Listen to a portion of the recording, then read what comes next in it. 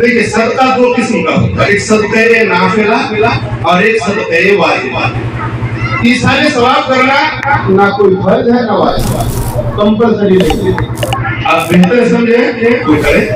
کما تدین و تدان، جیسا کرو گے ویسا کیے جاؤ گے۔ تو اب ظاہر ہے کہ جب ایسا ثواب کرنا ہی فرض و واجب نہیں ہے بلکہ ایک مستحب مستحسن اور اچھا طریقہ ہے، اچھا کام ہے، تو اب اس کے ضمن میں جو بھی کار خیر، خواہ وہ قرآن پاک کی تلاوت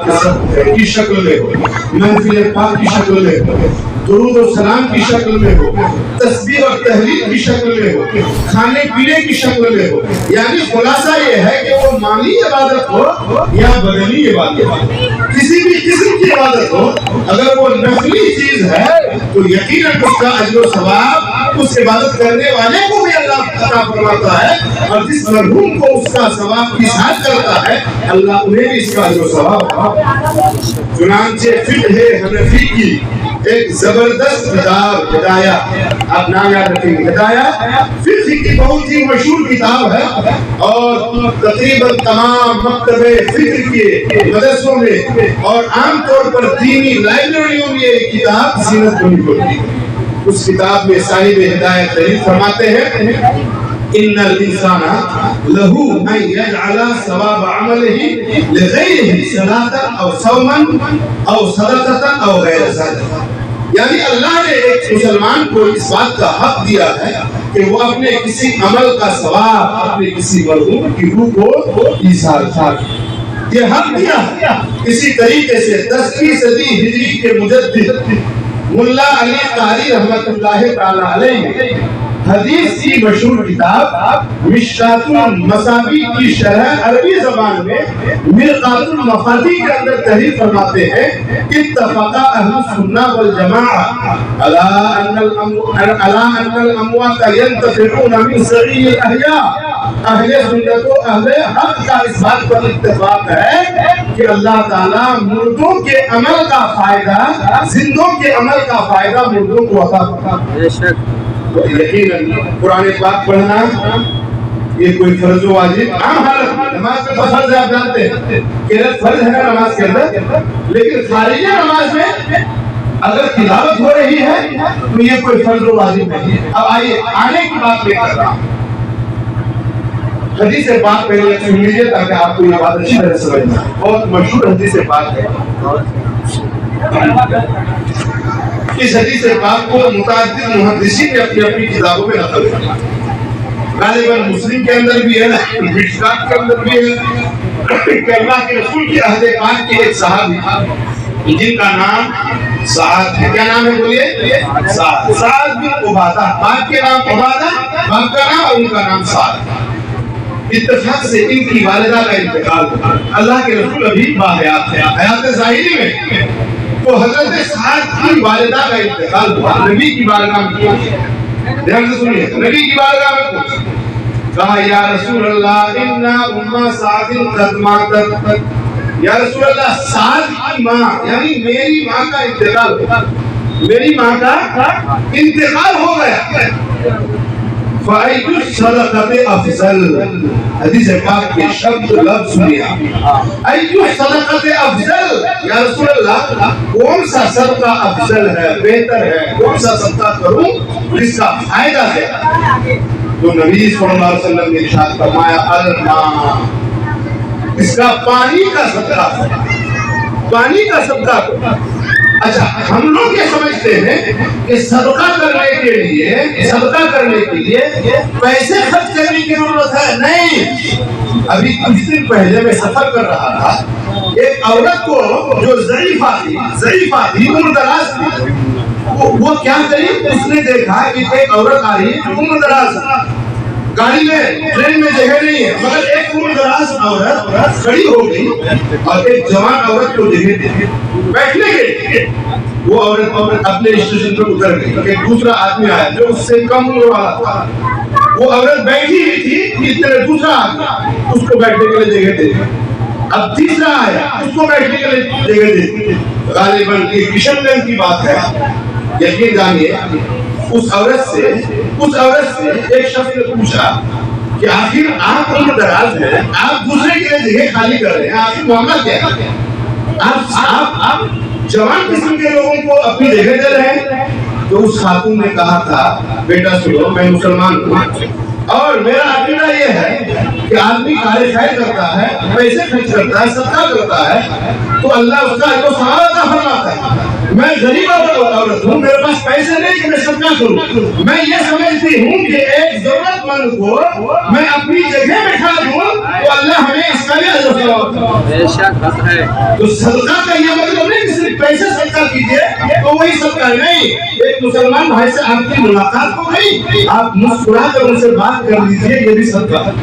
راستے میں کوئی تکلیف دہ چیز پڑی ہے آپ اس کو سائڈ کر دیجئے، یہ بھی صدقہ ہے۔ قرآن کے حدیث پاک میں اللہ کے نبی ارشاد فرماتے ہیں الایمان بضع و ستون شعبہ، ایمان کی 60 سے زیادہ شاخ ہیں، ایمان کے برانچ اور اس کی ٹہنیاں 60 سے زیادہ ہیں، یا ایک حدیث میں 70 سے زیادہ نبی نے فرمایا کہ یہ سب ایمان کی ٹہنیاں اور ان کی شاخیں، ان کی ڈالیاں ہیں۔ سب سے بڑی اور مضبوط ڈالی یہ ہے کہ تم اللہ اور اس کے رسول پر ایمان لاؤ، اور سب سے کمزور ڈالی یہ ہے، سب سے ادنا ڈالی یہ ہے کہ راستے سے تکلیف دہ چیزیں کو ہٹا دو، یہ بھی ایمان کا ایک حصہ ہے۔ تو ہم یہ سمجھتے ہیں پیسے خرچ کریں گے تبھی صدقہ نہیں۔ تو نبی صلی اللہ علیہ وسلم نے فرمایا جب ان سے سوال ہوا ایّ الصدقۃ افضل، کون سا صدقہ سب سے بہترین ہے، تو نبی نے فرمایا الماء، پانی کا صدقہ۔ کس کا؟ پانی کا صدقہ۔ گرمی کا موسم ہے، آپ اپنی ٹیرس سے اپنے گھر کی چھت پر ایک پلیٹ میں ایک کٹورے میں اس نیت سے پانی رکھ دیں کہ ہم کو پیاس اپنے ضرورت کے مطابق پانی سے بجھا لیتے ہیں۔ اللہ کی مخلوق پرندہ بھی ہے، چڑیا بھی ہے، ممکن ہے کہ وہ پیاسی ہوگی اور ہمارے گھر میں رکھی ہوئی کٹورے کے پانی سے وہ اپنی پیاس بجھائے گا، یہ بھی کسی کا صدقہ ہے۔ تو نبی نے فرمایا الماء، پانی کا صدقہ۔ پھر ہوتا کیا ہے؟ حدیث پاک کے الفاظ ہے حضرت سعدی میں عبادہ گھر جانے کے بعد فحفر لها بیرن، حدیث پاک فحفر لها بیرن، کنواں کھدوایا، پانی کے لیے ایک کنواں کھدوا دیا، اور کنواں کھدوانے کے بعد کہا هذه لأم سعد، اور کیجئے گا کیا کہا هذه لأم سعد، یہ کنواں ام سعد کے لیے یعنی میری ماں کے لیے ہے۔ میں پوچھنا چاہتا ہوں آپ سے، کیا حضرت سعد کی ماں قبر سے پانی پینے کے لیے کنویں میں آئے گی؟ کیا ان کا نزول ہوگا وہاں؟ نہیں۔ گویا کہ ایک صحابی یہ نظریہ دے رہے ہیں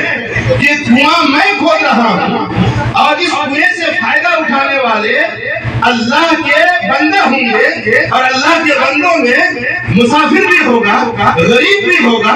اجنبی بھی ہوگا، مسلمان بھی ہوگا، غیر مسلمان بھی ہوگا، حاجت مند بھی ہوگا،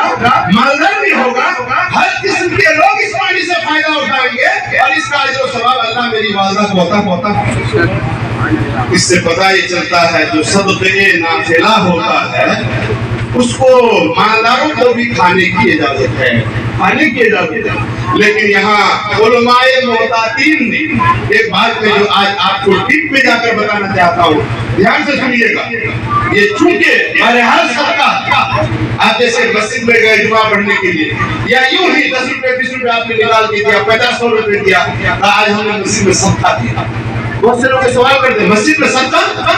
ارے بھائی وہ صدقہ واجبہ نہیں ہے، زکات اور صدقہ فطر نہیں ہے، بلکہ صدقہ نافلہ ہے، صدقہ نافلہ ہے۔ جب راستے سے تکلیف میں چیز کو ہٹانا صدقہ ہو سکتا ہے تو مسجد میں آپ 10 روپے 50 روپے دے رہے ہیں، یہ بھی یقیناً صدقہ ہے، مگر یہ صدقہ واجبہ نہیں بلکہ صدقہ نافلہ ہے۔ تو مسجد تو اللہ کا گھر ہے، آپ کو مسئلہ معلوم ہونا کہ زکات مسجد میں لگتی نہیں ہے۔ کیوں؟ اس لیے کہ مسجد اللہ کا گھر ہے، اور جو سادات کرام ہوتے ہیں، اولاد رسول ہوتے ہیں، خواہ وہ حسنی سید ہوں یا حسینی سید ہوں، ان کو بھی زکات نہیں دے سکتے، اس لیے کہ مسجد اللہ کا اگر ہوتا ہے اور سادات رسول اللہ کے گھر والے ہوتے ہیں، یہاں بھی زکات نہیں وہاں بھی زکات نہیں، اس لیے کہ زکات تمہارے مال کا میل کچیل ہے۔ حدیث پاک سنو، اللہ کے نبی ارشاد فرماتے ہیں الزکات خسارۃ اموالکم، زکات تمہارے مال کا میل کچیل ہے۔ تو کیا تم اپنے مال کا میل نکال کر اللہ کے گھر میں لگاؤ گے؟ نہیں۔ رسول اللہ کے گھر والوں یعنی سادات کرام کو دو گے؟ نہیں۔ اسی لیے ایمانی غیرت کا تقاضا یہ ہے کہ زکات نہ اللہ کے گھر میں دی جائے نہ رسول اللہ کے گھر میں۔ اللہ کے گھر سے مراد مسجد ہے اور رسول اللہ کے گھر سے مراد سادات کرام اہل بیت اطہار کی جماعت ہے۔ تو میں عرض یہ کر رہا تھا کہ جو چیز نفلی ہوتی ہے اس سے کسی بھی قسم کی مخلوق اگر فائدہ اٹھائے اور وہ صدقہ کرنے والا اس کا ثواب کسی مرحوم کی روح کو اثار کرے تو اللہ اس کا اجر و ثواب اسے عطا فرماتا ہے اور اس مرحوم کی روح کو بھی عطا فرماتا ہے۔ ہاں بات تو مجھے آج کرنی ہے کہ خاک و تیجا کا موقع ہو یا چہلم کا موقع، ایک موت کو یاد کرنے کا بہترین ذریعہ ہے۔ نہیں اب دیکھیے یہاں چہلم کی بات میں ہم لوگ بیٹھے ہیں، ہر ایک یہ جانتا ہے کہ الحاج شہید پرویز کے بیٹے محمد شاہ نواز کے اصال ثواب کے لیے اصال ثواب ہم کر رہے ہیں، کیا سوچ کر کہ چہلم کا موقع تھا، انتقال ہو گیا، موت ہوئی ان کی۔ اس کا مطلب وہ آدمی جو ابھی کچھ دن پہلے یہاں دکان میں بیٹھے رہتے تھے اور کسٹمر ان کے پاس آتا تھا، ہزاروں لوگ ان کو جانتے ہیں، وہ آج ہم سے رخصت ہو گئے، کل ہمیں نہیں جانتے۔ موت کو یاد کرنے کا موقع ملا کہ بتائیے، موت کو یاد کرنے کا موقع ملا، ایسی محفل سے موت کو یاد کرنے کا موقع ملتا ہے۔ اور ساتھ ہی ساتھ چونکہ یہ ایک غم کا موقع ہوتا ہے، مگر ایک بات اور بتا، غم مسلمان کے لیے کسی کے انتقال پر 3 دن سے زیادہ جائز ہے۔ لا یحل للرجل ان یہجر اخاہ، اس بات میں آ رہا ہے کہ کسی مسلمان کے لیے کسی مسلمان کے انتقال پر 3 دن سے زیادہ غم منانا، شوق منانا یہ جائز نہیں ہے۔ ہاں